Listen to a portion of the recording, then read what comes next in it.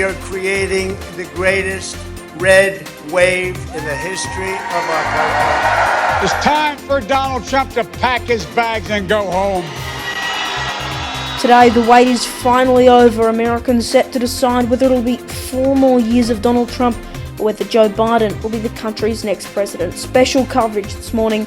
Also, DFAT updates a travel advisory for the US, advising Australians not to go there under any circumstance amid fears of riots after the election result, people stocking up on guns and boarding up shop windows. And the FBI now investigating an incident on a Texas highway where Trump supporters appeared to surround a Biden campaign bus, the video being retweeted by the president.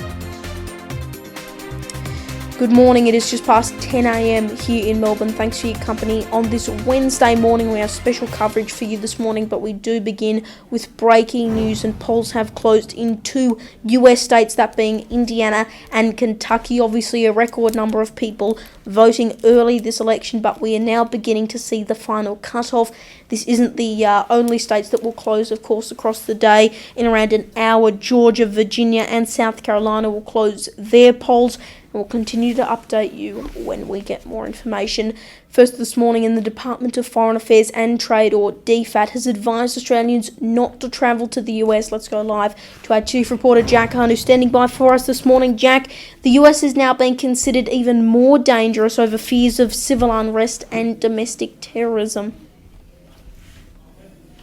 That's right, the alert level for the United States has been raised even more at the moment, as we all know.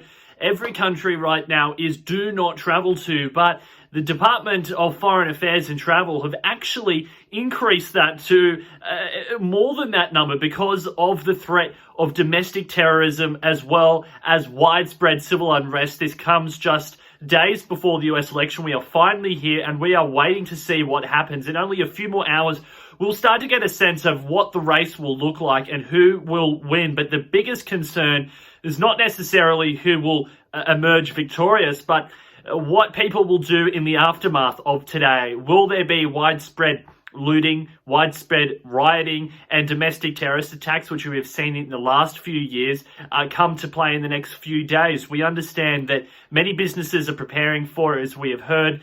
Many places in Washington and New York are preparing for this widespread social unrest, and it's all because today is the day many people have been waiting for. Who will become the president of the United States? Joe Biden, Donald Trump, that is the choice.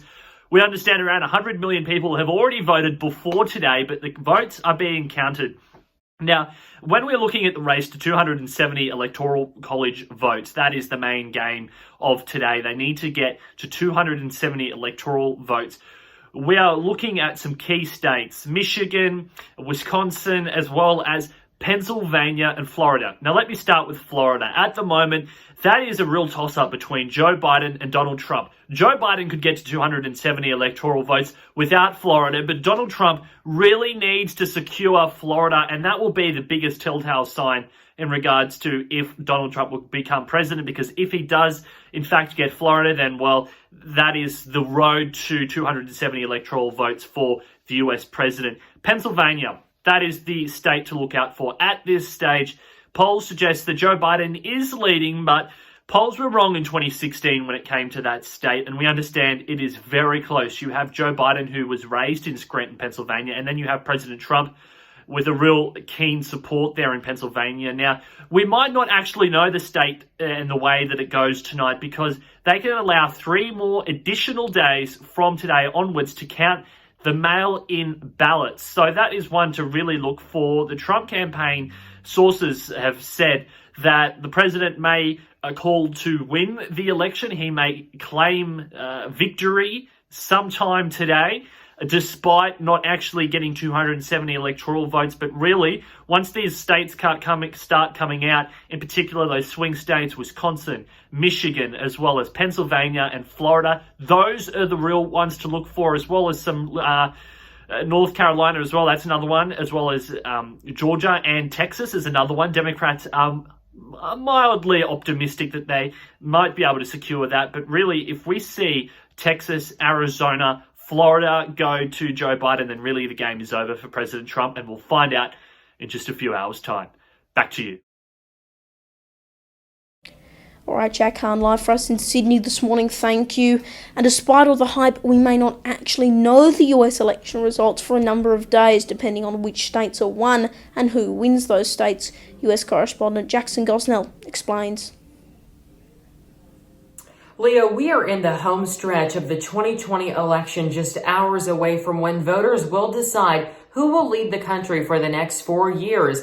There are a lot of concerns as it relates to mail-in ballots, many saying that it poses an issue as it relates to fraud. People think that there's going to be more fraud with mail-in ballots than in-person ballots. President Trump is calling on his supporters to vote in person, while Joe Biden says that he wants people to actually mail in their ballots. So with that, it's becoming very interesting. We are again in the home stretch, and I know that polls have both candidates very close. Political analysts are saying that Trump has a slight lead despite the polls. So we'll have to see what happens on election night. But we may not even know who will lead the country for the next 4 years on election night, because some states have laws that allow mail-in ballots to be collected, in some cases up to 14 days after the date of the election, as long as they're postmarked by Election Day.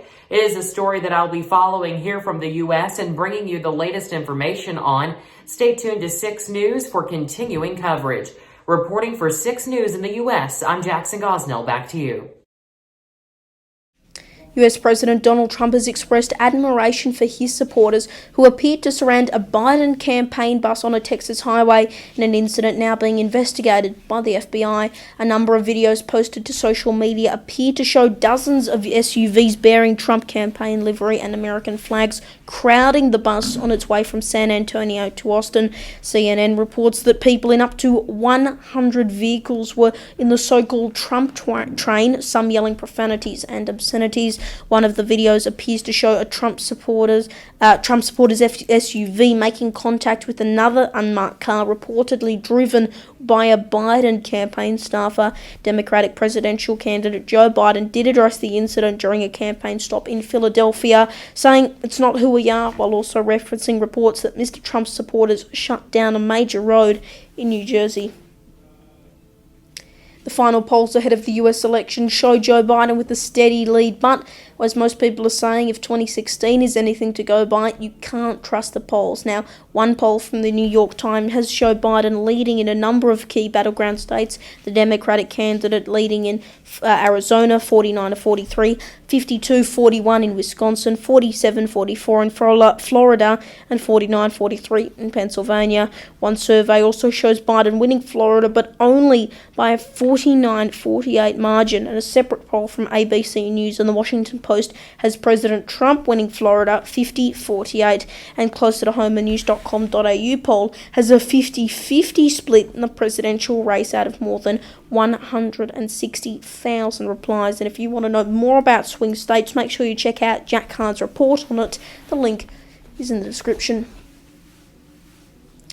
One of the biggest issues this election has been the coronavirus pandemic, and more specifically, President Trump's handling of it. Scientists have recently sounded alarms about an uncontrolled COVID-19 spread across the Midwest, and according to some experts, has driven voters to stay inside and not head to the polls. America has now set the world record for the most coronavirus cases recorded in a single day. And while Donald Trump has said that the US is rounding the turn in terms of beating the virus, a state-by-state breakdown of the current situation shows the vast majority of states are actually classified as an uncontrolled spread, with around a dozen trending poorly. According to the CDC, the US has now recorded nearly 500,000 new cases in the past week, and more than 6,000 deaths. The total death toll in the US now standing at more than 225,000.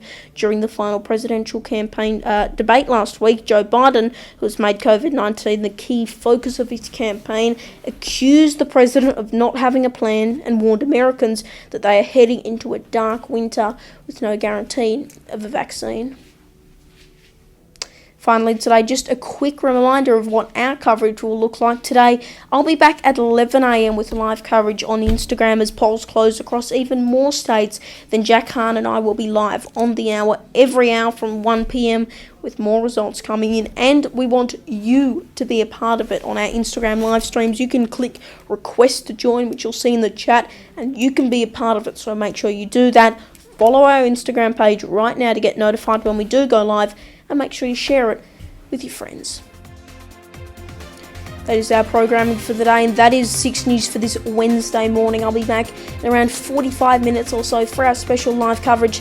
Until then, though, I'm Leonardo Puglisi. Thanks for your company. Bye for now.